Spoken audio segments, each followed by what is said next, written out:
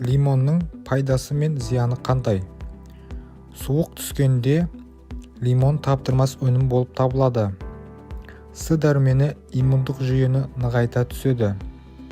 Хош иісі жігерлендіреді, ал шай мен лимон қосылған бәліш әсерін күшейтеді. Бүгін біз сол туралы айтамыз. Бірақ видеоны бастамас бұрын каналға жазылыңыз, лайк басыңыз және қоңырауды басыңыз. Осылайша біз бастаймыз. Лимонның сіз білмейтін құпиясы.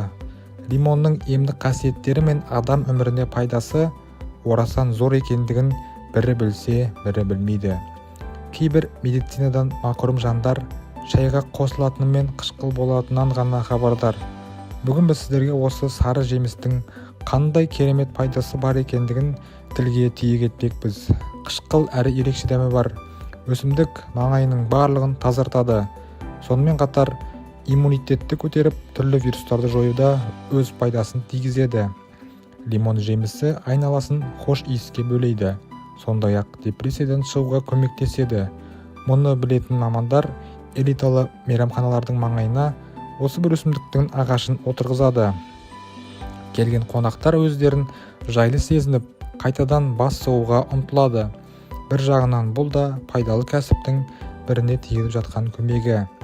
Мамандардың айтуы бойынша, сары өсімдік адамның басындағы терісін жақсы тазалайды.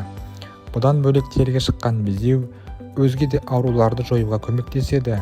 Лимонды екіге бөліп, ауырып тұрған мүшелеріңізге тигізсеңіз, ондағы микробтарды жоя алады.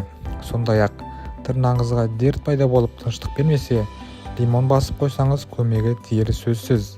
Егер жылы сумен лимон өсімдігін ішсеңіз, артрит, ревматизм сынды аурулардың алдын алуға болады. Лимонды күнделікті пайдалану бетті тазалап қана қоймай, әжім түсуден сақтайды.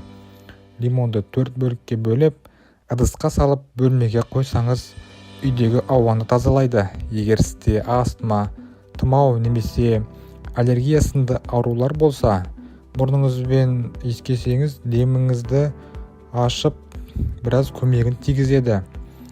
Суық тию кезінде лимон қолдану керек пе? Суық тию кезінде С дәруменінің иммунды жүйеге әсері туралы не айтуға болады? Ғалымдар С дәруменінің мөлшері лимонға қарағанда апельсинде жоғары екенін атап өтті.